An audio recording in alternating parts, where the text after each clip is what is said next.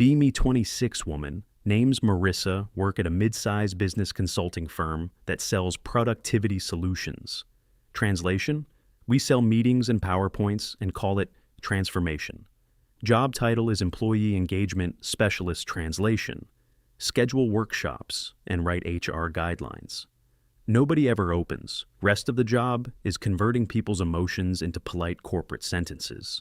Office is one giant open floor plan, glass meeting pods everywhere, snack bar instead of actual raises posters about mutual respect, hanging right next to a printer that sounds like it's dying over time. I pick up a reputation, not management, not popular, just the feminist one, the girl who will calmly say, that comment isn't appropriate, while everyone else suddenly studies their keyboard. It didn't happen overnight. One meeting, correction here, one Slack message calling something out there, a few visible eye rolls. Eventually that becomes your entire identity. Now people introduce me like a caution label. Oh yeah, that's Marissa, she'll keep you honest. Dating life is basically silent. Had 2 actual relationships back in my early 20s, then one late-night situationship that lasted long enough to wreck my confidence a little. Been single almost 2 years. Now tell coworkers, it's intentional. Tell myself it's strategic. Say I have standards. Standards are great because they sound like boundaries instead of fear. Steady paycheck, supposedly responsible. Adult habits fit. Ambitious, emotionally aware. No roommates, no figuring life out. Phase height matters, even though I pretend it doesn't. The marketing girls know my checklist, word for word. They call it Marissa's hiring criteria. I call it refusing to settle, same concept. Different branding, truth is less tidy. Salary is decent but not impressive. Have savings, but in the same way a flashlight works during a thunderstorm. Credit card balance makes me avoid opening my banking app. Gym membership expired 8 months ago. Still talk like I'm the disciplined one. Company announces the annual holiday dinner. Not just dinner, year-end appreciation night, translation. One evening pretending we're a big happy family. So nobody quits before Q. One invite email says +1s are welcome. Office instantly divides into 2 tribes. People with partners acting casual about it. People without partners pretending they're busy that night. I'm firmly in the second group. Tell everyone I'm confident about it, also quietly dreading it. Week leading up to the dinner turns into relationship. Olympics, everyone casually slipping their partner into conversation. My husband did this. My girlfriend works in that field. My partner runs ultramarathons. My partner just got promoted at their firm. Then Dylan from product management drops the big announcement he's bringing his new girlfriend. Her name's Allison. He says her name like it's an award he won. Dylan spends 3 straight days hyping her up. She's amazing. She's insanely motivated. Everyone is going to love her. He keeps saying she's basically perfect. Whole office starts smiling at him like he found treasure. My stomach knots up for absolutely no logical reason. Sounds childish. Jealousy is embarrassing. Jealousy also doesn't care. Dinner night shows up, hotel restaurant downtown, long banquet table, cheap candles, trying to look classy, CEO, walking around greeting people like he's campaigning for office. Everyone dressed one level fancier than their real life. I walk in with my well-practiced single but totally fine posture. It's a posture built from years of pretending. Spot Allison within 5 minutes. Instant internal hatred. Not because she's rude, because she's perfect in the most irritating way imaginable. She's greeting everyone asking about their work projects, memorizing names, immediately laughing at mediocre jokes, like she's generously rewarding the speaker. Within 10 minutes, someone lists her credentials. Corporate attorney, does volunteer legal clinics on weekends, ran a half marathon. Recently also brought homemade brownies for the table. Because of course she did, people start orbiting around her accounting guys. Suddenly witty developers, suddenly social, butterflies. Our CEO literally says, Dylan, you hit the jackpot. Like Dylan rescued a golden retriever that also does spreadsheets. I'm 3 glasses of wine deep when the comment lands comes from Karen in accounting. Karen is mid-40s and treats chaos like a recreational activity. Karen leans forward mid-conversation loud enough that the whole table hears it. Allison, you're ridiculously accomplished. Dylan better put a ring on that before someone steals you. Then she drops the second half. Unlike some people who are still getting their life together at 26. Table goes silent in that very corporate way. Not outrage, just everyone quietly measuring the room, temperature feel, heat climb up my neck, coworkers glance toward me. Our HR rep already making the please don't react face. Karen instantly tries to fix it. I mean, independent, taking your time, nothing wrong with that. Too late, wine has already shut down the exit ramp. My pride hits the accelerator, set my fork down, lift a calm smile, voice steady. I'm not getting my life together. I have standards. Someone coughs into their napkin. Someone else gives a nervous laugh. Allison's suddenly fascinated by her water glass. And then I keep going. Women are constantly told to lower expectations. We're trained to accept the bare minimum. The bar is buried underground, and men still crawl under it. Room stays quiet, so I keep the momentum. I'm not settling. 6-figure income. Minimum takes care of his body. Emotionally mature, ambitious. I'm not wasting time on men who can't match my level. I'd rather stay single than date someone. Average Karen sinks lower in her chair. Dylan looks like he wants the carpet to swallow him. Allison keeps that polite expression, like she's watching a documentary about a stranger's meltdown. Then the restaurant door opens late arrival. Someone the whole company recognizes immediately, our new director of operations, Ethan Cole. Caleb got introduced to the company last Monday. Email described him as a data-focused leader who drives operational performance, the kind of language that makes the softer departments nervous. He walks into the restaurant. Calm, tall guy, athletic build, sleeves rolled up, no flashy watch, nothing loud about him. Looks like someone who schedules sleep on purpose. CEO stands and claps him on the shoulder like he just drafted a star player. Everyone else starts clapping too because herd behavior is undefeated. Caleb gives a quick nod and takes the closest empty chair directly across from me. Of course he did. Of course he caught the last part of my speech. Of course he heard 6 figures minimum echo across the table. Universe clearly running a personal vendetta tonight. Caleb doesn't grin, doesn't openly judge, either just studies me quietly, like I'm a line in a report he's trying to understand. CEO jumps in with a toast to reset the room, gratitude, collaboration. Teamwork, the usual corporate prayer, ritual dinner keeps moving. But I can feel Caleb sitting there, like there's a camera pointed at me from across the table. Later when dessert shows up, I make my move, slip into the hallway near the kitchen. Pretend I'm helping servers get around people. Classic maneuver. Caleb is standing at the bar, getting a glass of water. Of course he starts with water. He turns and notices me. Immediately eye contact, like checking off a box. I throw on the self-aware charm. Tell him, sorry about my little speech earlier. Say family events usually bring that out of me. Then remember, this isn't family at all. Correct myself. Holiday parties do that sometimes. Caleb gives a small smile, the kind that never reaches his eyes. Says honesty can be useful.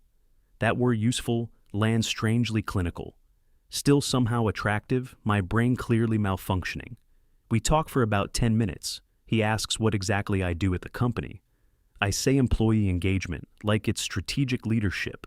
Instead of calendar invites, he asks how our department measures results. I say employee surveys. He asks what changed because of those surveys. I say increased awareness. His eyebrow moves, maybe 1 millimeter.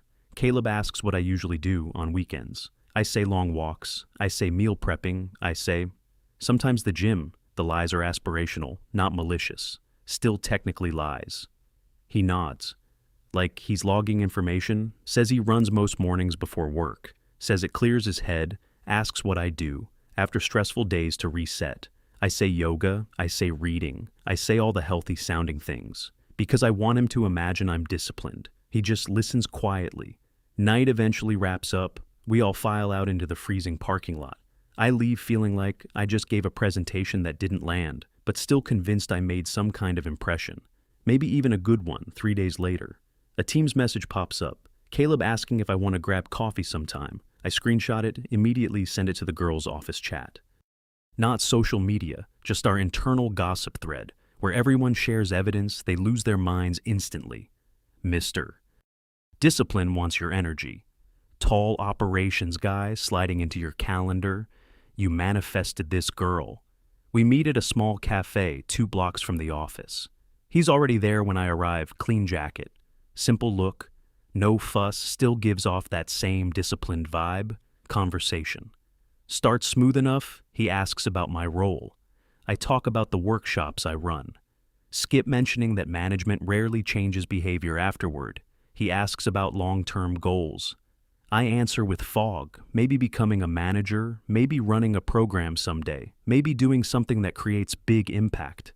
He waits through my vague answers, like he's letting the fog settle on its own, then asks what my average work week actually looks like: hours, schedule, routines. Not flirt questions, builder questions. I say flexible, I say meetings, I say project coordination, translation, 3 bursts of effort followed by coasting. Caleb asks what I invest into developing my career courses, mentors, new skills, side projects. The question feels like stepping onto a scale, I answer defensively. Say not everyone needs to grind nonstop. Say work-life balance is important. Say people deserve a softer lifestyle. My tone comes out sharper than planned. Caleb nods, calmly says, balance absolutely matters. Then asks what my balance actually produces. Silence drops between us. Espresso machine hisses like it's laughing. Second date ends up being dinner, nice place, but nothing flashy. He pays the check without turning it into a performance. I log it mentally as a positive sign, because my brain is still in checklist mode. He casually mentions he trains for triathlons, says it keeps him focused, asks what I'm currently training, toward my mouth answers. Before my brain catches up, I say I'm rebuilding my fitness routine. Caleb asks what that means. Exactly. How many days a week? What activities? Since when he says it casually, like he's asking about the weather. I laugh it off, say I'm just trying to stay healthy. He nods and changes the topic, but the nod feels like a note being written somewhere. Dessert shows up, conversation shifts to finances, not my salary, my habits, savings, debt, long-term planning. My stomach sinks immediately because I do have debt. Nothing catastrophic, just embarrassing, the kind built from little, I deserve this, purchases the same kind. I never admit while demanding financial stability from men. I answer vaguely, say I manage fine, say everything's under control, say I'm responsible. My voice keeps climbing in volume, like that will hide the numbers. Caleb stays calm the whole time, says he cares a lot about lifestyle compatibility. Says he learned that lesson the hard way. Before doesn't elaborate, just puts the boundary out there and moves on. Third date happens at his apartment. Place is spotless. Organized shelves full of books that actually look. Read a calendar on the fridge with real plans written down. A medical journal sitting on the coffee table. Because apparently he reads those too. We eat dinner. He cooked simple food. Healthy, planned out my own kitchen. Currently contains cereal and optimism. We sit on the couch watching a documentary. Halfway through, he pauses at mid-scene. Caleb turns to me and asks one question. No. Warm up, no smile, just direct. At that dinner, you said you have standards. So, what do you actually bring to the table? My brain freezes. Not because it's unfair, because it's the exact question I avoid asking myself. Defensive mode activates immediately.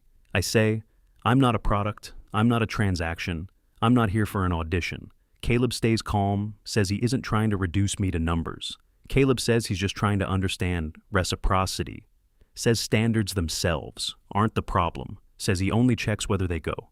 Both directions, my brain immediately launches defense mode. I start throwing adjectives like shields, loyal, funny, independent, emotionally aware, empathetic. Caleb listens for a second, then asks for behaviors. Instead, career behaviors, lifestyle habits daily, disciplined goals with timelines, evidence of follow-through. My stomach tightens because most of my life runs on intentions. Intentions sound impressive until someone shines a flashlight on them. Try to pivot the conversation. Bring out the arguments I've memorized. Women carry more. Risk. Women have to be careful. Pregnancy, risk, social judgment. All the talking points. I know by heart. Caleb gently raises a hand to pause. Me says, he agrees. Women can be selective. Says that makes sense historically and socially. Then adds something simple, selection isn't exemption. Then he explains if you filter men by stability and discipline, you can't call it oppression. When someone asks about yours, that sentence hits like cold water. Selection isn't exemption. I hate how clean it sounds. Hate that it makes logical sense. The energy in the room changes, not dramatic. Just a quiet drop in temperature, the kind that makes you suddenly feel dumb for existing.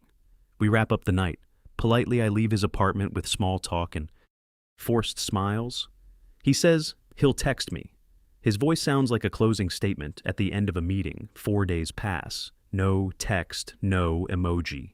Nothing, just silence. My brain immediately spirals. Message the girls in the office, chat, ask. If he's ghosting me, they reassure me instantly. Say he's probably busy, say operations, guys are intense, say he's probably intimidated. They hand me comfort like a blanket.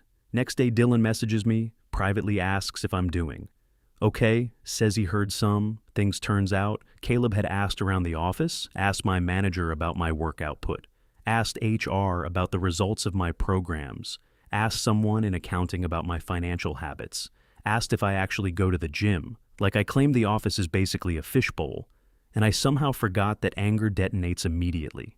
He investigated me. Who does that? What does he think he is, some kind of compliance officer for women? Classic behavior. Dylan just says one sentence that makes me pause. He's vetting you the same way you vet men. I try arguing back instantly. Say it's different. Say women have to be cautious. Say men have structural advantages, all the usual points. Dylan just looks exhausted, says. He dated someone like that, wants high expectations for men, no expectations for herself. Says it messes with your head. Says Caleb doesn't do asymmetry anymore. That word again. Asymmetry annoying? How reasonable it sounds. I decide to go to HR. Anyway, file a complaint disguised as concern. Say I felt monitored. Say I felt evaluated. Say the interaction made me uncomfortable. I choose the words carefully. Language is literally my job. HR asks for details, dates, exact statements, proof. Problem is my main evidence is just how red my face felt. HR says they can address it, but they need something specific. Specifics are dangerous specifics. Force reality. Caleb schedules a meeting with me and HR, glass conference room, 2 chairs. 1 HR rep sitting between us. Caleb opens a notebook and clicks his pen. Like it's standard procedure, I start my prepared speech. Say. His questions were inappropriate. Say, evaluating women that way is misogyny. Say, I felt reduced to numbers. Caleb listens quietly, then asks one question. Were your standards at the holiday dinner not also numbers? My throat tightens immediately because they were literally numbers. Caleb continues, calmly says. He heard 6-figure income, says he heard physical fitness, says he heard no roommates, says he heard rather alone than mediocre, says he respects people having preferences, then says he expects symmetry in those expectations. HR rep glances between us. The look says this meeting just got awkward. Caleb says he asked questions because he assumed I meant what I said, says if someone evaluates height, income, and discipline, then someone else can evaluate discipline and planning, too. I try reframing the argument. Say society is unequal, say women face disadvantages. Say the standards operate differently because of that. Caleb nods and agrees. Society is unequal, then calmly points out something else. My dating checklist wasn't activism. It was personal preference, and personal preferences still come with personal accountability. HR clears her throat and says, maybe we all keep things professional going forward. Caleb nods, I nod. Meeting ends with nobody technically winning, but I walk out feeling like I lost. Anyway, week later, Caleb launches new operational dashboards, manager accountability metrics, incident tracking training programs tied directly to measurable outcomes. My department goes from vibes to evidence overnight. My role shrinks fast. Used to be strategy. Now it's scheduling sessions and taking notes. My boss Laura says it's temporary. In corporate language usually means forever. Pass. Caleb in the hallway one afternoon. He nods politely like nothing ever happened. Calm as normal weather. My anger has nowhere to go.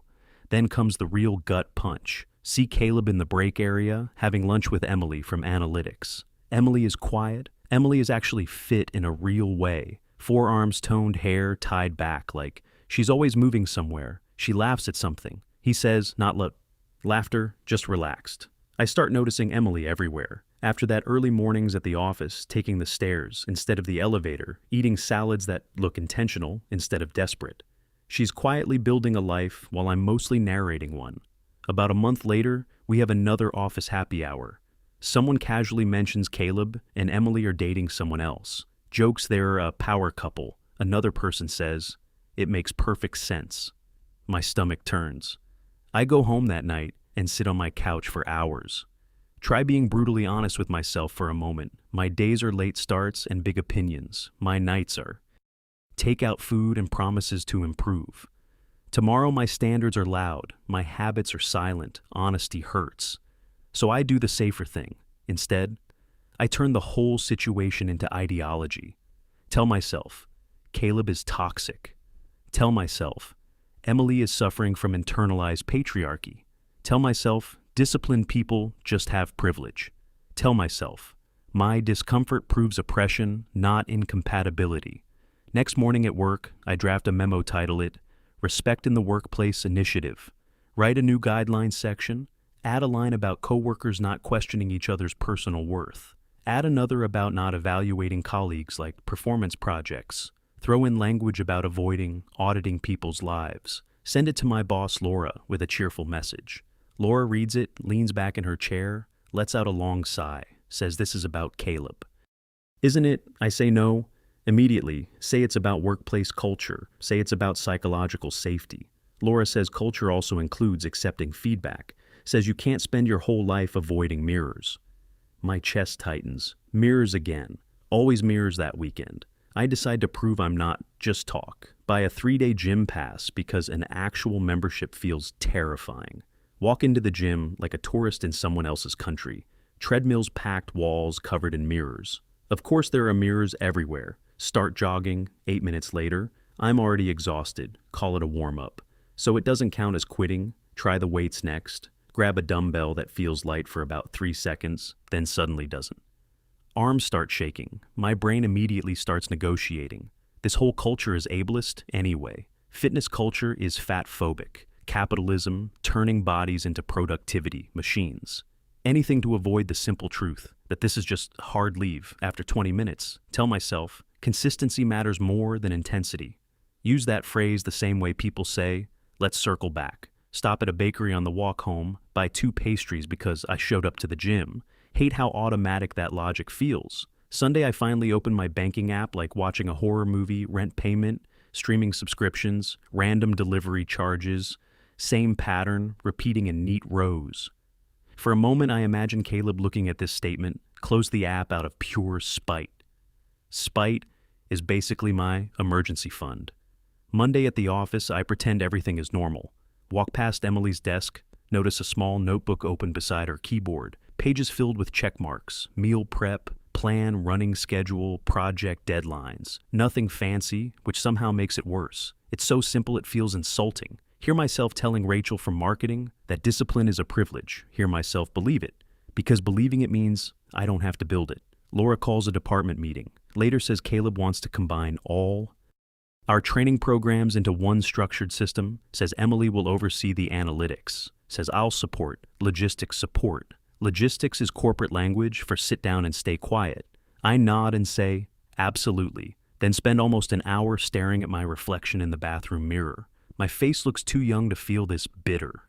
That night, the marketing girls drag me out for drinks, say I need cheering up. They bring a guy from sales named Jake. Jake is aggressively average height, average job, extremely enthusiastic compliments within 10 minutes. He calls me powerful, says he loves confident women, says men should never question. Women says women don't need to prove anything. My nervous system relaxes like a cat. Finding sunlight, start seeing Jake after that. Not because he meets my old standards, because he never holds up a mirror. Friends ask what happened to my 6-figure rule. I say I'm unlearning capitalist measurements. I say I'm evolving. I say growth and healing. A lot sounds enlightened, mostly just avoidance. Meanwhile, Caleb and Emily keep climbing the org chart. She becomes lead analyst. He becomes vice president of operations and meetings. They look calm, like people who consistently keep promises to themselves. I keep giving speeches during lunch breaks, still talk about standards, but now I've added a new rule. No, men who audit women. No, men who ask what women bring to the table. I call it a boundary. I call it feminism. I call it protection. A year passes. Company holds the holiday dinner. Again, Allison isn't there this time. Dylan apparently broke up with her months ago. Turns out perfect. People are still human. Office gossip runs quietly around the table. Karen from accounting cracks. Another joke asks if I'm still figuring things out. I smile sweetly. Say I'm focusing on myself. Right now. Say I'm not settling. Say the right man will appear. Eventually I say it like casting a spell. Restaurant door opens. Caleb walks in, late again. Emily beside him. They look happy but tired, like people who ran before work and still finished the day. Strong Caleb glances at me, once gives the smallest nod, no smugness, no hostility, just calm certainty. I feel the familiar heat rising in my chest. For 1 second, I consider actually changing, waking up earlier, budgeting gym routine, real habits starting Tuesday. Then my phone buzzes under the table, Jake texting from across the room. You're a queen. Never let anyone humble you. My brain grabs that easier story instantly, like oxygen. I go home after the dinner order, takeout, tell myself, I earned it, tell myself. Tomorrow I'll start fresh. Tomorrow remains my favorite plan.